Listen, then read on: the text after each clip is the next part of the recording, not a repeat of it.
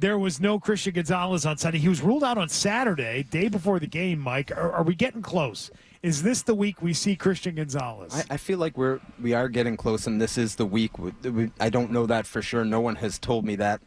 I feel like last week he was limited in 3 practices. I was at each one of them and watched him warm up. Looked like he was running fine.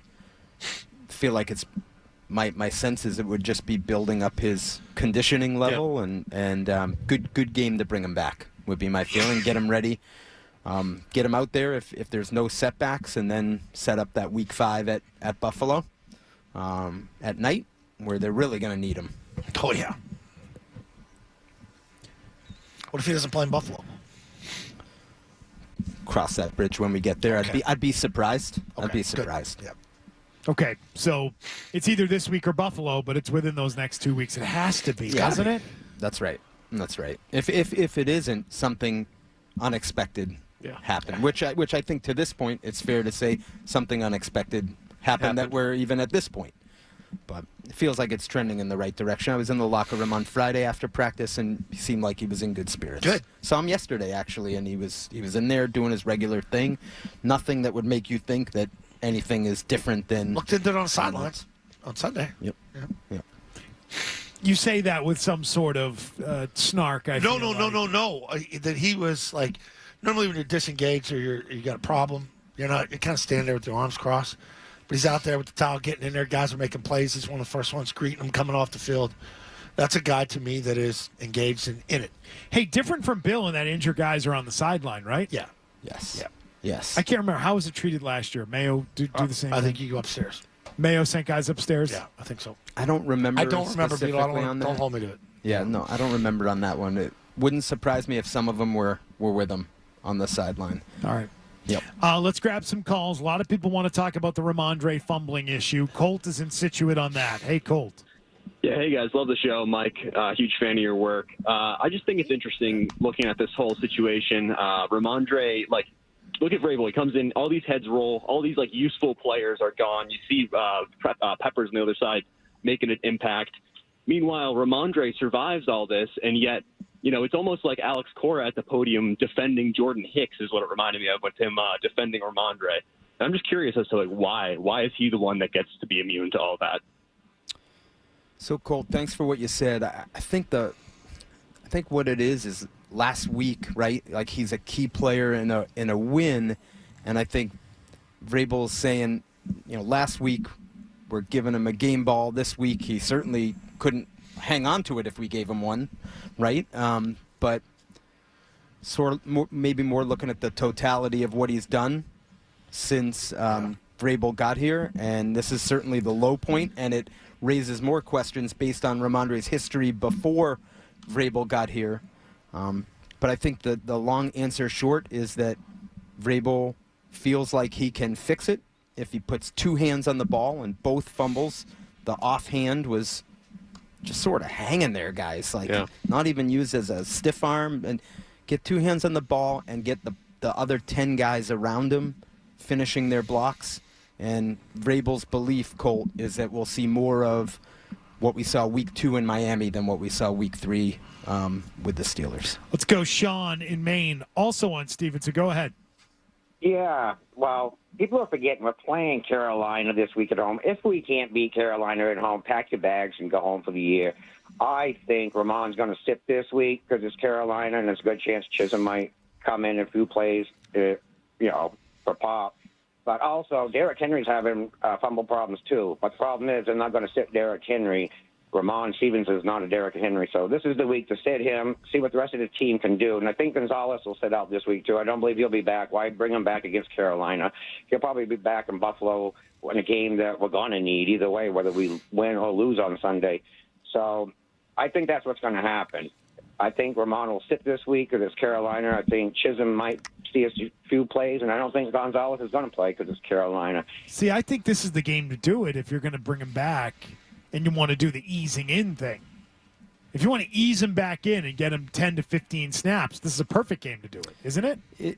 To me, it is, and I think I'm going to probably talk out of both sides of my mouth. You got to be careful. I feel like you should beat Carolina at home, but you're in no position to view them as a layup because of what you are. Yeah. Prove to us that you can view a team as a layup, and then I would say, oh, maybe sit them. Maybe you can wait till next week. No, you need everyone. Yeah. You need to.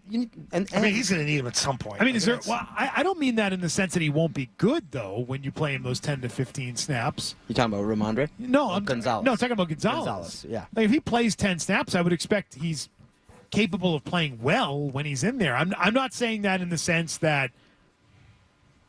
And again, I've said that if you wait another week and you can get him out there for a full allotment, I might just do it to get the rest. So I'm doing the same thing, talking out of both sides of my mouth on this. But if you want to be more traditional in the sort of ease your way back into game action, this would be a good chance to do it. You're at home. It is not against a top-flight opponent. It's not against top-flight receivers. And you could get in the 10 to 15 snaps. And I expect him to play well when he's out there. Yep.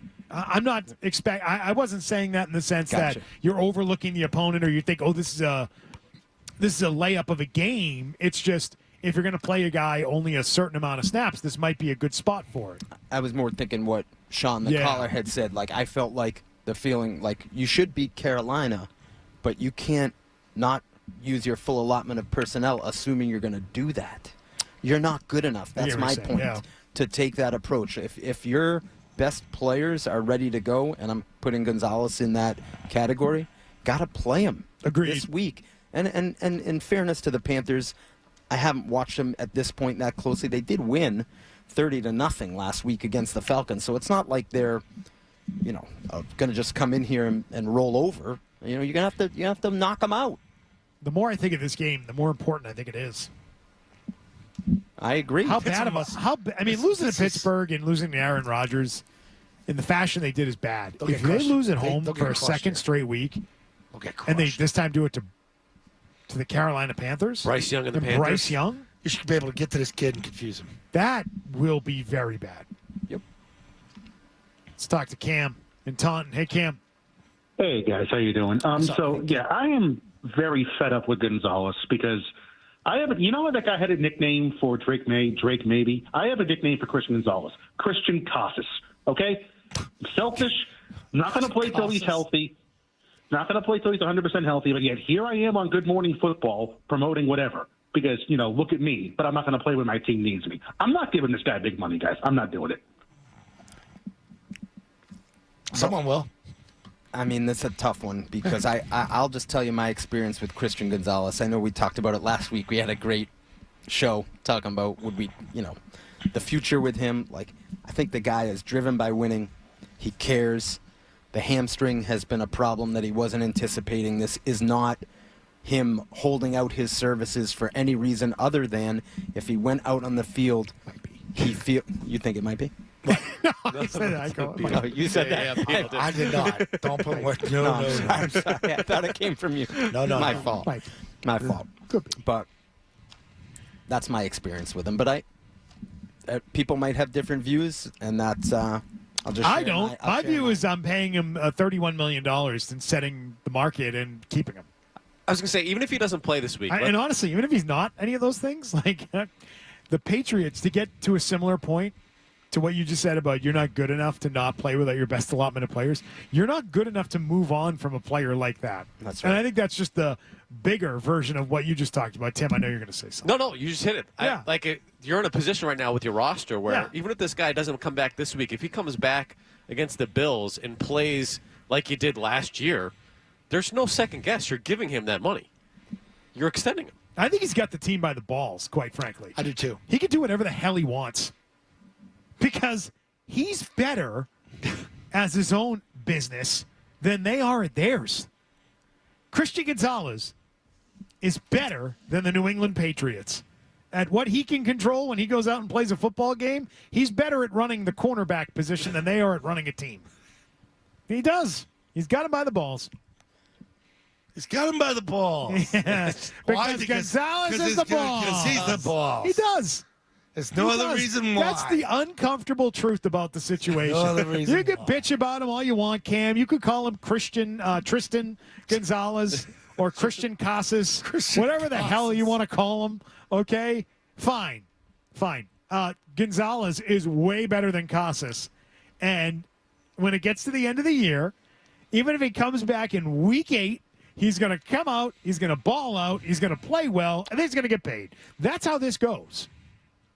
And I think the bigger question for him, Beetle, is what did he do this past offseason if he changed his workout routine that led to whatever happened on, with his hamstring on July 28th, and don't do the same thing next offseason, or maybe it was just bad luck. But usually, that would be the biggest thing. But to me, get him back out there. I think we'll see the difference because look what happened out there yesterday or 2 days ago.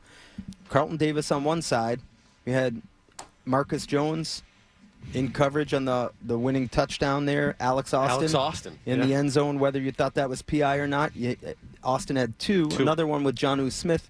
He got sort of demoted in the game for Charles Woods. So to me, it's not even a discussion.